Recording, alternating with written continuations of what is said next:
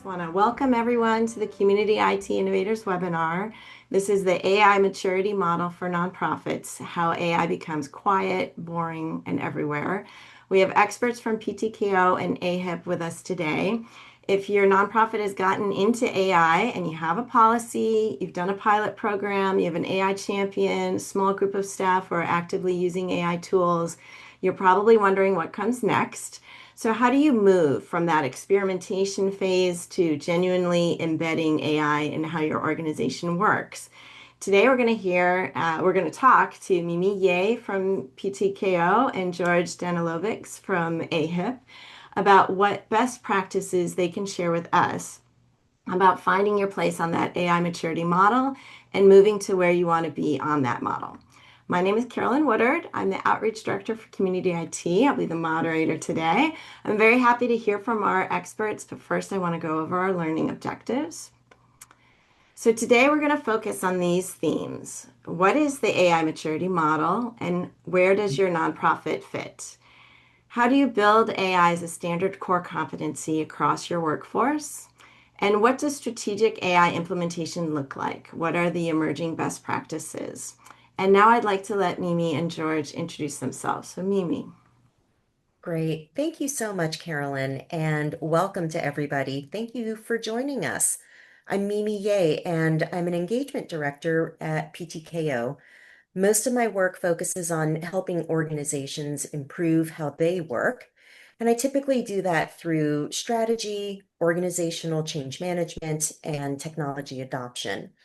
AI is probably the newest example of a challenge that looks on the surface like it's all about technology, but at the heart of it, it's really about people, processes, and building new capabilities. So thank you for joining us. Hello, everyone. My name is George Danilovics. Thank you all for joining this afternoon. I am the VP of Technology at AHIP. We are a healthcare trade association in Washington, D.C. In addition to leading the technology team, I've been guiding AHIP along our AI adoption journey. I'm going to tell you a little bit about what we do at PTKO. And one of the reasons that I really enjoy co-presenting with George is because we come at AI from complementary perspectives and points of view. As George just mentioned, he leads massive technology efforts and he blends strategic direction from within an organization. And at PTKO, I work alongside nonprofits and other organizations to help them figure out how to adopt AI across their organization. And that comes from leadership and governance to training and change management, and then incorporating it into day-to-day workflows. And that means that we get to see the patterns that emerge from a lot of different organizations. And it's those patterns that shaped today's discussion. And we're also really fortunate to work with partners like Community IT, which you'll hear about a little bit more from Carolyn. So yes, before we get started with the presentation, if you're not familiar with Community IT, I want to tell you just a little bit more about us. We are a 100% employee-owned managed services provider. So we provide outsourced IT support. We work exclusively with nonprofit organizations, and our mission is to help nonprofits accomplish their missions through the effective use of technology. We are big fans of what well-managed IT can do for your nonprofit. We serve nonprofits across the United States. We've been doing this for 25 years. We are technology experts and are consistently given an MSP 501 recognition for being a top MSP, which is an honor we just received again in 2026. And we are the only MSP on their list serving nonprofits exclusively. I want to remind everyone that for these presentations, we are vendor agnostic. So we only make recommendations to our clients and only based on their specific business needs. And we never try to get a client into a product because we get an incentive or a benefit from that. We do consider ourselves a best of breed IT provider, though. So it's our job to know the landscape, the tools that are available, that are reputable and widely used. And we make recommendations on that basis for our clients based on their business needs, priorities, and budget.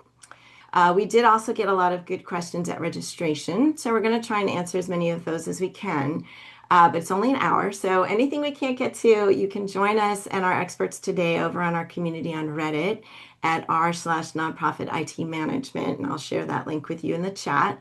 We're going to continue to answer some questions over there after this webinar until about 4:30 Eastern, so another 30 minutes or so after the webinar. And then we do, from Community IT, we pop back in to our Reddit community every so often. So if you have more questions that maybe this webinar prompts in you, go ahead and you can ask them there and we'll try to answer them. And then a little bit more about us. So as I said, our mission is to create value for the nonprofit sector through well-managed IT. We also identify 4 key values as employee owners that define our company: trust, knowledge, service, and balance. So we seek always to treat people with respect and fairness, to empower our staff, clients, and sector to understand and use technology effectively, including AI where appropriate. We seek to be helpful with our talents, and we recognize that the health of our communities is vital to our well-being, and that work is only part of our lives. And so with that, I'm going to turn it over to George and Mimi for the presentation. Thanks, Carolyn. So let's put our whole webinar on one slide in one line. The more successful AI adoption becomes, the more boring it gets. So think about what AI looks like in most organizations right now. It's loud. There are pilots, there's demos, there's lunch and learns, there's brown bags, there's champion, or maybe there's champions in your organization, forwarding articles around and best practices and new features. And, that energy, it's real and it matters. But it's also a sign that AI is still special. It's an event. Now, think about the technologies that actually run your organization: your email, your calendar, your spreadsheets in Excel. Nobody demos them, nobody champions them. They're quiet, they're routine, they're load-bearing, they're just there. That's what mature technology looks like, and that's the direction that AI is heading. So in today's talk, we're going to talk about that journey from the loud AI that we have today to the boring AI that is coming. One caveat, though, to keep in mind as we go through this conversation: boring doesn't mean it's unwatched or untethered or set to go run free. We're not saying in any way to just close your eyes and let AI go rogue and do whatever it wants. Yeah, no, I think that's a good thing to say. Because, there are some parts of AI that can, in fact, do their things unregulated. So we always want to keep an eye on everything. All right, so we are going to do our first poll. So I'm going to launch that. And this poll is about: where is your organization on AI now? So the options you can answer are that you have no formal AI activity yet. It's totally fine. That's where you are. Just let us know. Another option could be you have a pilot underway or pilots underway. The third option is that you have AI in core workflows and you have defined goals. And then a fourth option is that AI is shaping decisions and strategy at your organization. And then you also, of course, have the option that it's not really applicable. So we always have people in the webinars who may be here to learn and maybe not working at an organization. So if this isn't applicable, go ahead and click that in. But Mimi, can you read those results? Can you see that and let us know what people answered? Yeah, absolutely. It looks like a good majority, over half of the respondents, say that they've got AI pilots underway. And that's followed by about 28% of respondents saying that there's no formal AI activity yet. That might mean that there's some experimentation and there's some one-offs, but nothing that's been structured into the organization. Then we've got a little bit of a tie between AI shaping decisions and strategy, which is great. That's over on the far end of the spectrum. There's an equal number of respondents saying not applicable. So I find that interesting. It does seem to follow a bit of a bell curve shape that we typically see in these types of situations. followed, last but not least, by AI in core workflows and defined goals. So a good smattering and, good scattering of different spaces and places within their AI journey. That is so interesting. And so, George, is that what you expected to see? Like, what is the state of nonprofit adoption of AI generally right now? Well, I think our results that we got from the folks on this webinar fit what we're seeing others report in the state of the industry and what nonprofits and associations are doing with AI. And the results we just saw, and what I recently read in the Nonprofit Resource Hub, is that we're moving beyond that experimentation phase. We had a good chunk of people already doing the pilots, and they're thinking about what's next, what's beyond the pilot, which is great. You're in the right spot. Um, the headline of all of this is that experimentation is now normal. A few years ago, we were, at AI and nonprofits, we're having conversations about whether we should be using AI. Is AI coming for our work? Is this something we should be approaching, or just, say no? That debate has largely been resolved, and the association and nonprofit space is moving forward. Your peers are experimenting. Many hopefully have policies in place.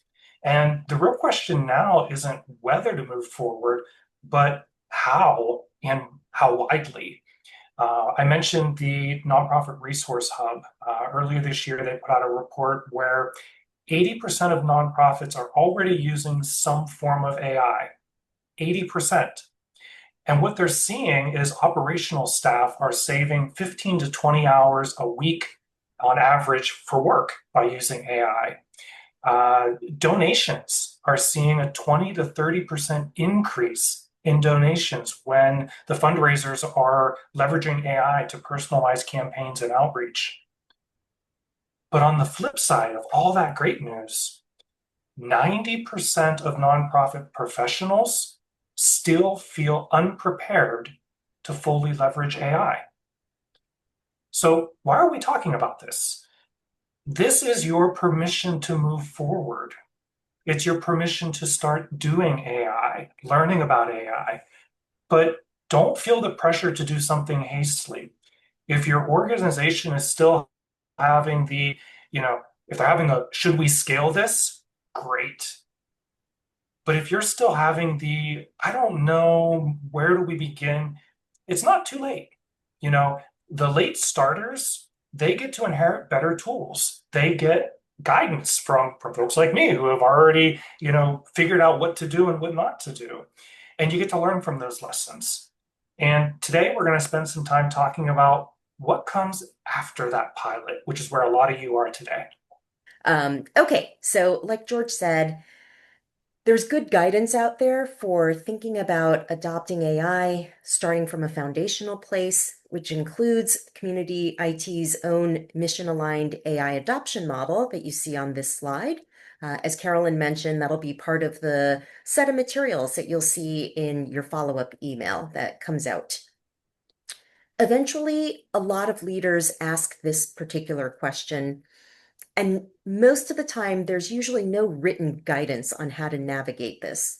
And that is, how do we move beyond a handful of enthusiastic users? How do we move past a couple of pilots here and there to make this something that all of my staff know how to do? And for the folks who responded earlier in the poll that said that they've embedded AI into their day-to-day operations, would love to maybe see in the chat window how you've done that and where some of your successes have been, and maybe some of your lessons learned.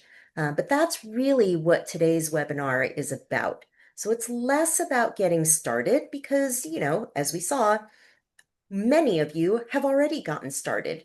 It's really about building the capacity to move past the starting line of AI.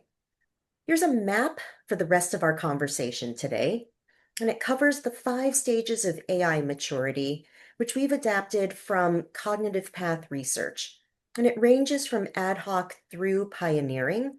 We're going to go into each one of these in a little more detail. I'm going to give you a quick explanation of each of those stages right now. So on the far left in the ad hoc stage, that's when individuals are quietly experimenting on their own.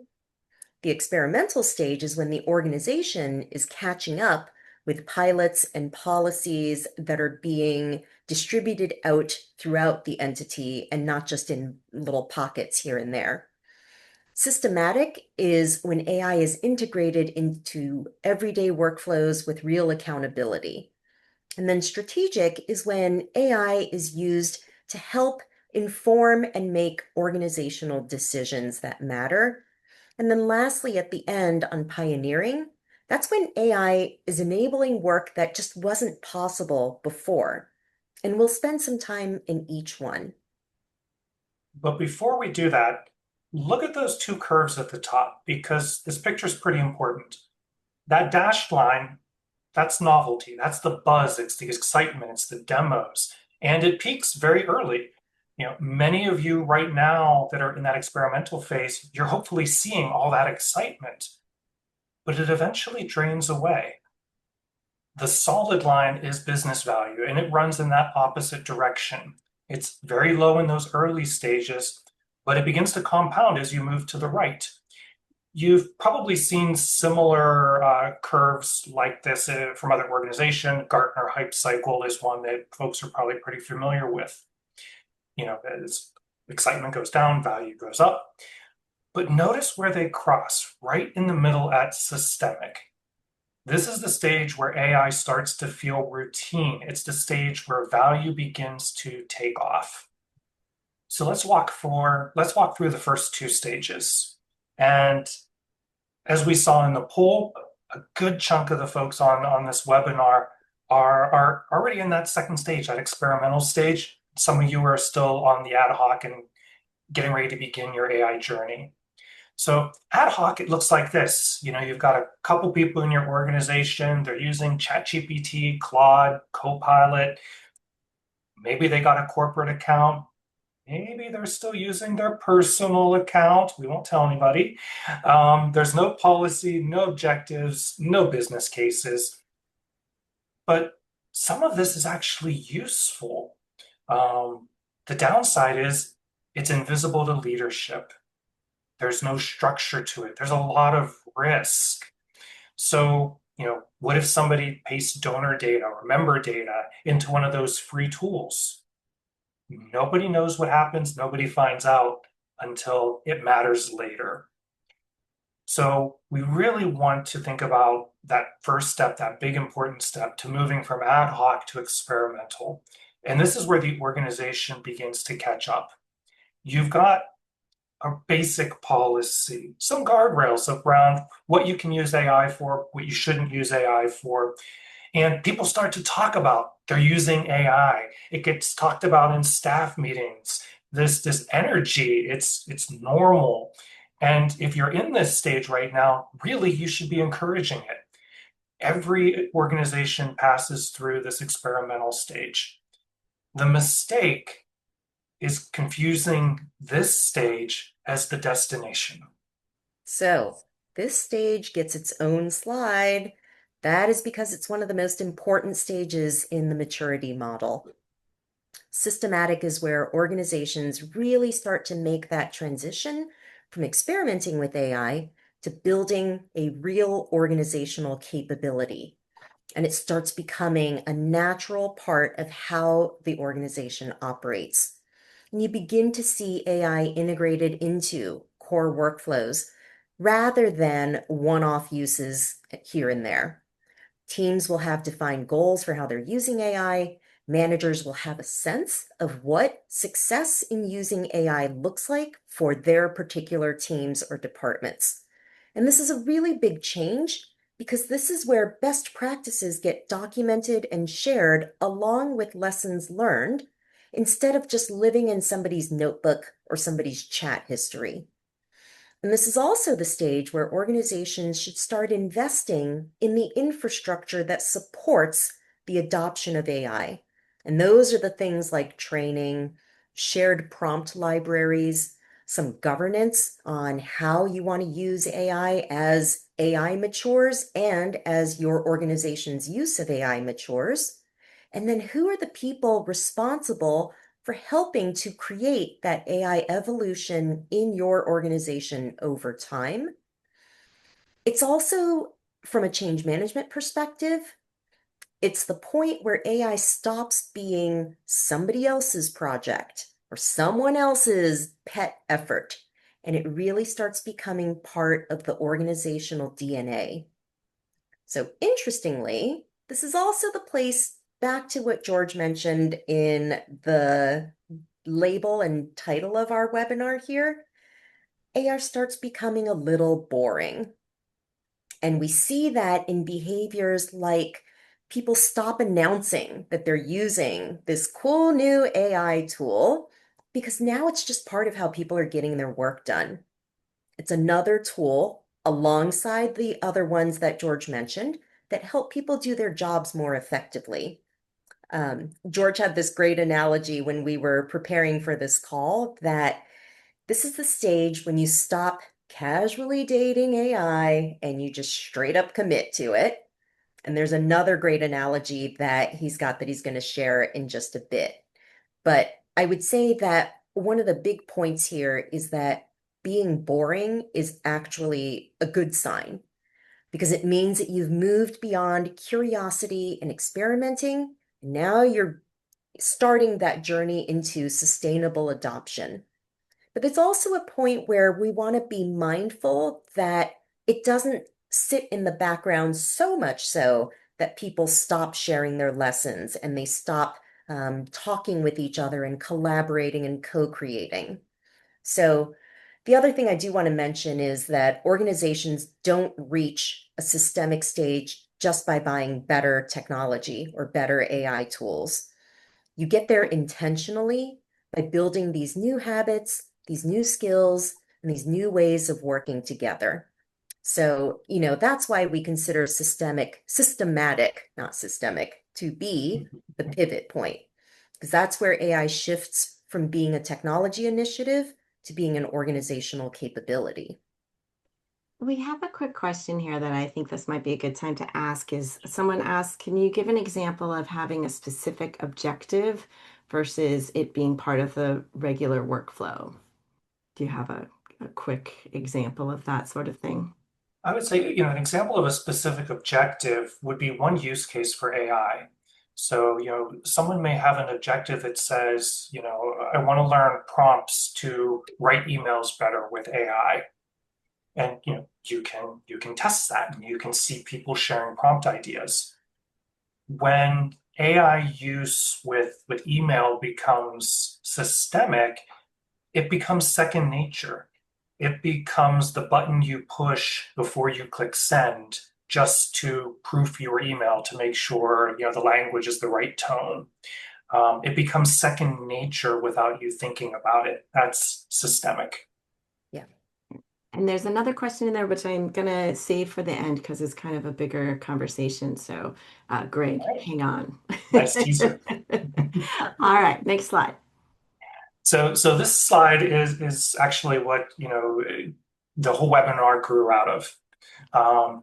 Nobody in your organization has, you don't have an email strategy committee, an internal email strategy committee. There isn't a Microsoft Office champion. There's no pilot program of are we going to use Outlook? Who's going to use Outlook? There's no lunch and learns on how do you attach files to emails. Yet email is completely mission critical. If email went down from a day, your organization would grind to a halt. Email's quiet, it's boring, it's everywhere, it's essential. But here's the thing. Some of us remember that it always wasn't that way. I remember Outlook, it used to be a standalone CD that you would buy at Micro Center or Best Buy, and you would install Microsoft Outlook as an application. And this was the first time that you could go from plain text emails to composing emails with color and adding attachments. This was a novelty. You had one spot that had your contacts, your calendar, and your email, and you can share data between those three different, systems. There was a time when email was new and organizations had to send memos around about what you should or should not say in email. Um, and all that infrastructure and novelty, it existed at a point in time, but it eventually went away because Outlook and email just became the part of how work is done. Look at job postings today. None of them say email proficiency, because that'd be kind of strange. It's kind of assumed that everybody knows how to use email and send attachments. So AI, it's on that same trajectory, and maybe it's going to be moving a little faster. So here's a question for you, and I'd like you to think about this. What would your organization look like if AI was as unremarkable as email? Who would need to know what? What would people be able to stop doing? What would they be able to start doing? Because that picture that you're thinking about, whatever it looks like for you and your organization, that's the destination that you're working towards. All right. So just as a recap, we've gone through the ad hoc stage, the experimental stage, and the systematic stage. Here we are at strategic and pioneering. And this is when AI starts changing the organization, not simply by the way that it works. It starts showing up in how leadership makes plans for the future, in how budgets get built, and how the organization thinks. And notice that there are some people markers on this slide, and these are the ones that matter to me. So leaders begin making different decisions, maybe more informed, maybe more holistic and reflective of not just internal operations within the organization, but things that you can collect and consider as external forces that make a difference. Hopefully, teams are working differently together and maybe being a bit more selective in how they use their time together and moving away from those big old status meetings where we are regurgitating content to each other. And then managers are hopefully thinking a little bit differently about roles and responsibilities. I think about the way that a lot of people spend their time at work, and strategy is usually the one that just gets the short end of the stick and the least amount of time.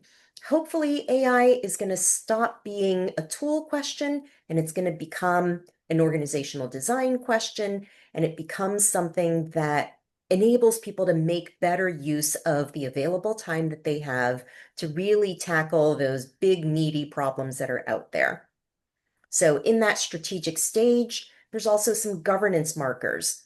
There are conversations around ethical frameworks. There's participation in industry conversations about AI, and it shifts from what tools should we use to how should we organize ourselves to get the most value out of this tool. In that last stage, that pioneering stage, that is definitely rarer, and that is also reflected in the poll that we had at the beginning of our conversation. So this is when AI is leading the industry, it's helping to shape standards, it's helping to create new services and member value that might not have existed before. A lot of organizations might never reach that pioneering stage, and most don't need to. This is not a scenario where the goal is for everybody to be at the end stage of that maturity model. The goal is to be at the stage that works best for your organization.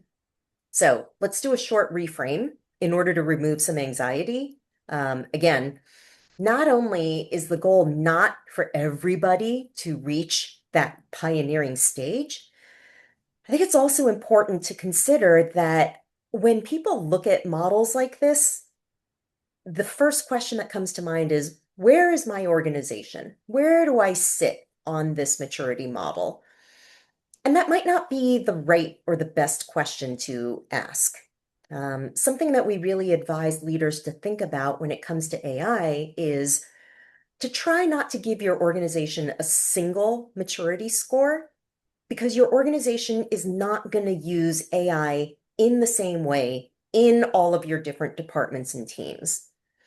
Your finance team might be way ahead of your HR team.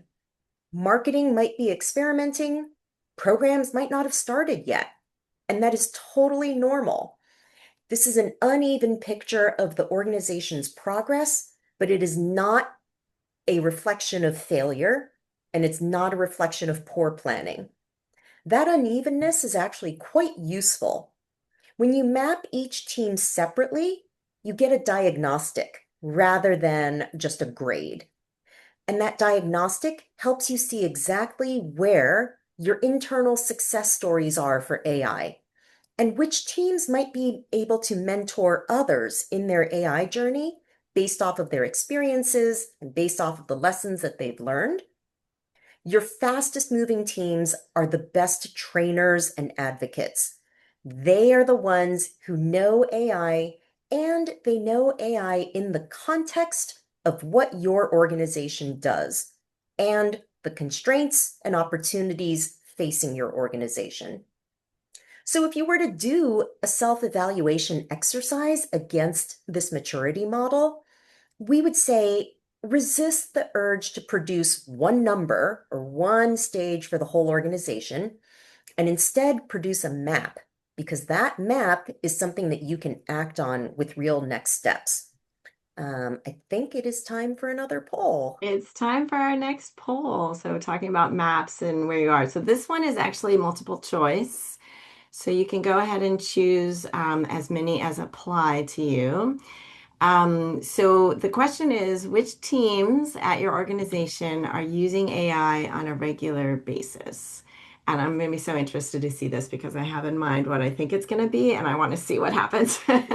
So the teams that you can identify as using AI on a regular basis are membership, marketing, fundraising, development, finance, IT, customer service, programming, something else. So if you have another team that is using AI, please put that in the chat, and not applicable again.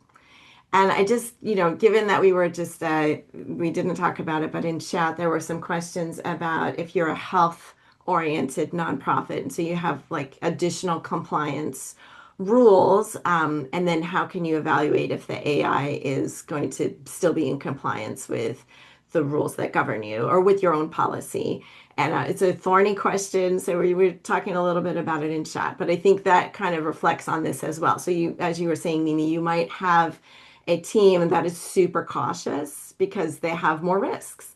And you may have a team that's really an early adopter because what they're doing and their risks might be lower. So, George, can you tell us Right. the results? The results. So not actually, there is one on here that's surprising. So not surprising is the leaders of this poll of using AI with we've got IT at 45%, marketing right behind at 35. Finance was the number three. So I'm curious about finance. Also not surprising to see fundraising and programming coming in at a tie. I am surprised to see membership pretty low, or maybe that's just a nature of not a lot of membership organizations on this call. And then also customer service came in pretty low. Only one person out of the 40 said customer service.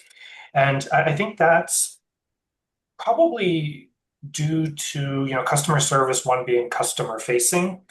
And a lot of organizations are still hesitant about letting AI speak on behalf of them.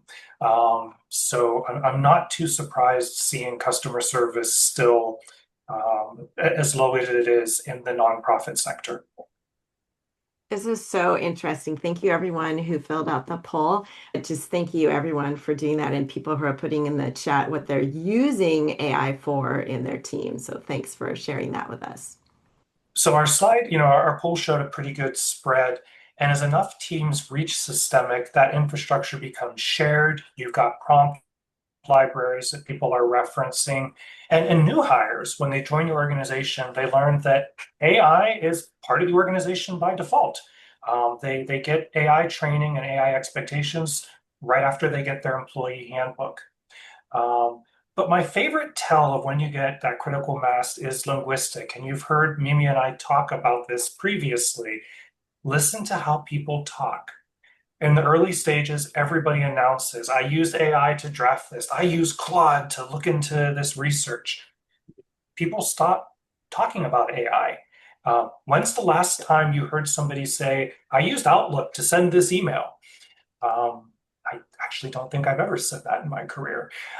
So when AI stops being remarkable in that literal sense of people not remarking about it, that's when you've matured from that initiative to infrastructure.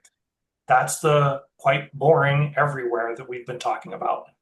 And I think along those lines, if AI is a required business skill in your organization, and I think the polls have proven that if it is not, it's quickly going to be, then developing that skill is a leadership responsibility that sits across the organization. We really can't hold our staff accountable for building skills when we didn't create a deliberate plan to build it with them and in them. So we want training to be more than a brown bag, a lunch and learn, a webinar like this, which is still great, but might need to be a more robust training program. Things like role-based training that actually tie to workflows and goals and challenges that organizations face today. So we would want to think about use cases and scenarios so that the finance team learns about applying AI for finance work. It's also around making sure that there's protected time on people's schedules to practice using AI. It's about maintaining a prompt library, which you may recognize previously was a marker of the systematic stage. And a big part of it, and I think this was one of the questions or comments that was in here, is about regularly revisiting and refreshing, because as the tools change, and they do change constantly, that requires the skill set to change, and it requires our perspective and mindset about AI to change. And, you know, here's the comparison that I'll draw for folks is security awareness training. And I hope it's something that you're all already doing, and nobody treats it as optional, and nobody treats it as a one and done.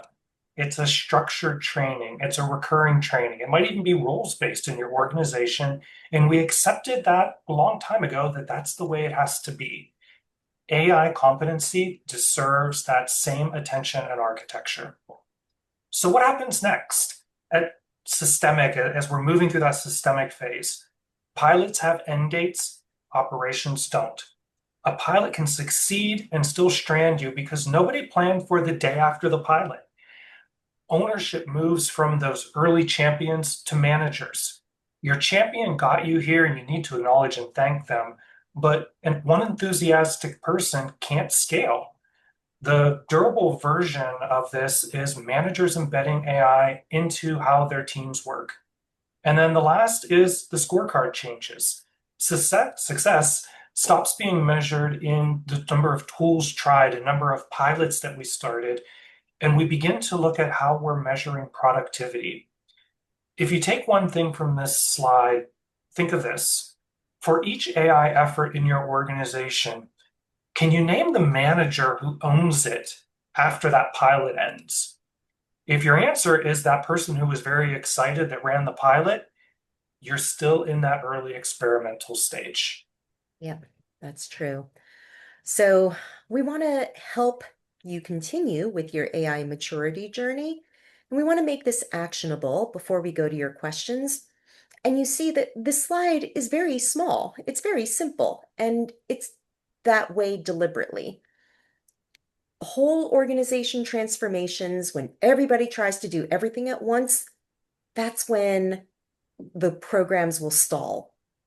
Narrower, achievable goals can be more easily accomplished, and they can also create the momentum to move forward. Organizations don't change overnight, The ones that make the most progress are usually taking those incremental, deliberate steps.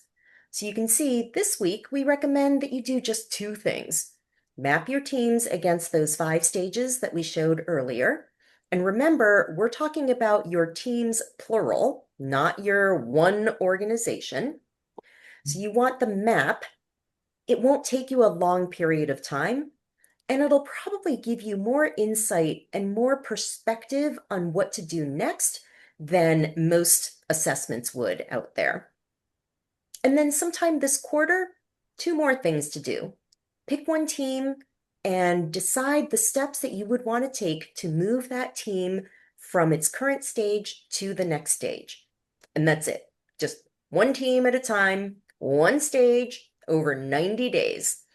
And maybe while you're at it, a little stretch goal for people, maybe replace one brown bag with one role-based training session that is tied to a team's actual work. When you do that slowly and incrementally, you can repeat that play a few more times, and then you'll be a different organization within a year. So this is really about changing, learning, and building gradually in order to create capability within your organization. And it's a capability that will compound over time. I love that framing of it for sure, because I think a lot of people, AI is like this giant tidal wave that's washing over all of us. So finding these small ways to move that pilot or that team into more, regular, quiet, boring, and everywhere, I think that's a great way to think about it. So here's our contact information, but I'm going to move on to this slide, which has the contact information for Mimi and George. So you can follow them on LinkedIn and download the AI Journey Guide and supplemental resources at this QR code. And then we had some questions from registration, but I want to go back to a really interesting question I found in chat that we didn't ask at the time. But someone said in the chat that it's hard to say what it would look like if AI was as unremarkable as email, because right now the AI tools don't seem as stable as email. So the vendors could go out of business, the tools could change dramatically. I feel like every time I open Claude, there's another update. So it's hard to consider integrating AI tools when the tool itself might not exist in a year because we're in this bubble and there's lots of market consolidation going on. So how do you plan for that sort of thing when you're thinking about this bigger picture of really integrating AI into workflows the way that Outlook is or the way that spreadsheets are? I'll take the first stab at this and then I'll let Mimi chime in. I think when you're looking at tools, you're right. Everybody is talking about AI, and there's a new vendor and a new tool every day. So, like any technology initiative, you need to do a little due diligence. You need to look at the platform, look at the vendor, and see if that's somebody that you want to be doing business with. And you've got to take that risk and start to engage with that vendor and to see how their product fits into your organization, the work that you do. Any vendor you work with could go out of business. It's a risk that we deal with on a regular basis. But thinking about what it looks like, it's actually something that you won't know it or you won't see it until after it happens. And here's a personal example, and I'm even going to draw on a comment here that Greg had in the chat. Is my AI journey probably began about 2 years ago, and I used ChatGPT to create pictures of pandas because I couldn't think of what do I use AI for. So I just had to create pictures of pandas on an airplane, pandas playing baseball, and I was like, wow, this is really cool. AI can create pictures. That's great. But now I go to Claude for everything. If I've got a question about a technology, I ask Claude. If I want to know a recipe, I ask Claude. If I'm curious about how to build something, I ask Claude. Whereas before, I used to go to Google. I used to go to a search engine. I used to go to a vendor's page. So that just happened over time gradually, and I never noticed a behavior change until after it happened.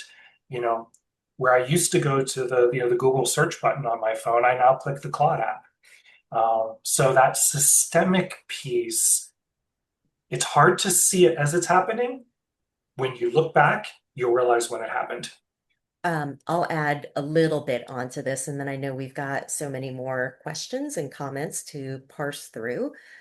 I think it's absolutely true that tools change. I am old enough to remember when Yahoo and Ask Jeeves and all these other engines and methods of getting information, we used tools that do not exist anymore today. Or if they do, they're probably all corralled up in Bending Spoon or one of those other companies that have smushed together all of those cats and dogs.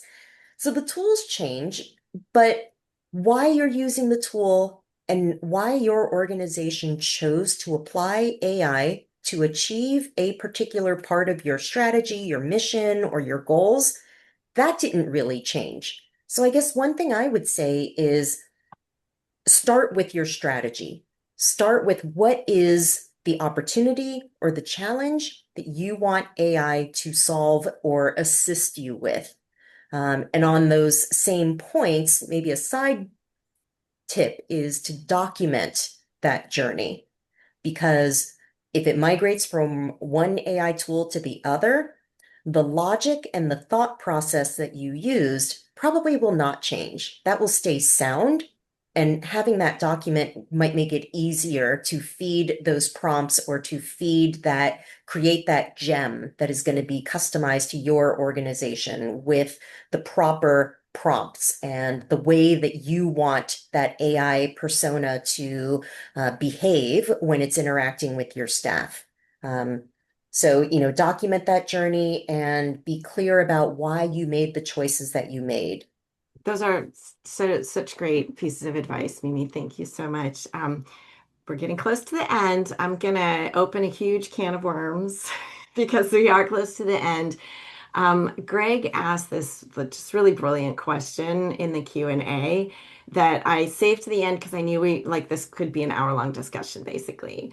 But I wondered if, kind of as closing thoughts, we've started in this webinar asking about like maturity. So you're already using AI.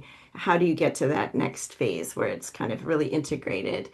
And Greg asks, how do you address and demonstrate care for genuine concerns about ethics, social impact, all of the issues that we know about AI and that nonprofits care about around AI while you're trying to put this formalized and mature adoption in place? So he says, many of the people in my sector are opposed to AI based on economic and ethical concerns. I don't want to ignore that, and I want to ensure that we move forward at a pace that is good for our community and, of course, for your organization and then for yourself as well, like what you feel comfortable with. So when you run into these sentiments at clients and when you're working on AI and with your colleagues, do you have maybe some prompts for us of ways to think about it? Since this is a very long conversation, we only have a few minutes, but how do you start answering that question? I ask you a really, really easy one. Easy question. Yeah. And I've heard this, this concern, from multiple individuals and organizations as it pertains to AI, both on the social piece, the concerns over energy and what it's doing to our environment. And I think all of those are valid concerns. And I think it is something that we as users and stewards of AI should be looking at other organizations that are trying to make sure AI is used as a force for good. And that, as it's using resources, we use it in a productive manner and it's not used to the detriment of society. I don't think any one individual or one group can sway an entire technology. But each organization does have to think about how they are best going to use a technology or not. And some of those conversations may require, consulting with your board of directors, particularly around, if there's concerns on the social piece or energy or resources piece. or the ethical side of, where an organization has said, where are those red lines of where we're not going to use AI? And to have that as a board decision, not just a staff decision. And so I think it is something we have to look at holistically, and we have to be cognizant of some of the trade-offs and some of the consequences of the technology. Yeah, I think that's right. And I would say, I think we can all agree that um, every major technology raises new ethical questions and dilemmas with it. AI is not different in that case. It may be different in what the ethical questions are and the degree of the concern, but I think a lot of this, what I think about is the answer to whether and how to use AI should be reflective of your overall technology strategy and your technology approach, because there's lots of other considerations and concerns and ethical dilemmas with many other technical tools that are out there. Um, there's all kinds of concerns associated with flying and using a plane instead of other modes of transportation. There's ethical concerns associated with using tools like Salesforce because of the way that their content is being used by certain actors and players out there. So we may not be able to eliminate all of the risk. We might have to instead manage it thoughtfully. And to what George said, be transparent about how you choose to use it, um, and make sure that the use of it still aligns back with your mission and your values. And you're still operating in a way that you're protecting sensitive data and respecting people's privacy and being cognizant of potential bias that might exist within different AI tools and how you as an organization elect to proactively manage those. I love both of those answers. Thank you for weighing in with on something that is such a serious topic. That really helped. I think I just want to echo what you said about transparency. We've been really recommending that it is an all staff ongoing conversation, like also with your executive team, also with your board, because you can find that you have staff that, like, you have a policy, but they're not okay with it. So you really need to be constantly having this evolving conversation about your values and how this relates to what your values are. And another thing I just wanted to say that's I've been thinking about recently is especially around like environmental issues, looking to like the big environmental organizations and what they're doing. And many of them have put out like how to think about AI, how to use AI, and kind of where they're coming to it from. They have a lot more experience than I do in terms of what it's doing to the environment. So kind of hooking on to people in our peer group that have more experience than we do is another way to address those fears and concerns.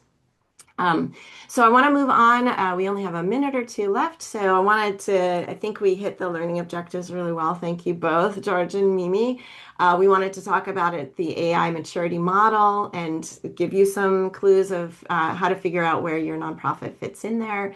How do you build AI as a standard core competency across your workforce? We talked about the training and making it boring and everywhere. And then what does strategic AI implementation look like and some of these best practices around, training, measuring, thinking about this maturity model. And I love the idea that you don't have to get to the top of it, but just figuring out where you are on that model will help you with where you want to get to as well. So I want to tell you all about the webinar that we have next month. Invite you back for that. I'm going to be leading that presentation with my colleague Eric Solsi, who is helping me on a project that I'm doing right now. So we're going to report back on how it's going. I have an ongoing project using AI to help build a data lake for marketing. And we're going to talk about the structure that we've come up with that helped me manage this giant project with a little tech coaching, a lot of AI. We're going to share how the project evolved, what didn't go as well as we hoped, what we learned. We think that kind of a structure has a lot of potential for nonprofit AI projects. So if you have been putting something off because you don't have the technical know-how to do it, or it's just this giant thing that you don't have time for, I know some of us put in the chat, like, what would you do if you could do it? So if you're thinking about that, whether it's building a data lake for some other purpose or analyzing years of program reports or whatever it is that you've just been putting off and want to get started on, that's what we're going to talk about next month. That is at 3 p.m. Eastern, noon Pacific on Wednesday, August 19th. I'm going to share that link with you in the chat. It's going to be on our website, communityit.com. And then please join us on Reddit at r/nonprofit IT management for another 30 minutes or so. We'll be answering your questions that we didn't get to that were here in chat. Oh, yes, I'm sorry. I put the specific link in that goes exactly to the Q&A, but you can also find us on r/nonprofit IT management. And thank you so much for joining us, everyone.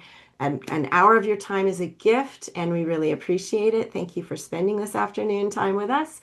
George and Mimi, I just appreciate your time as well and all the thought and effort that went into this presentation. It really helped me. I changed a little bit, reframe how I'm thinking about this also. So thank you again so much for coming. Thank you. Thank you all. Have a great day. Thanks. Thank you.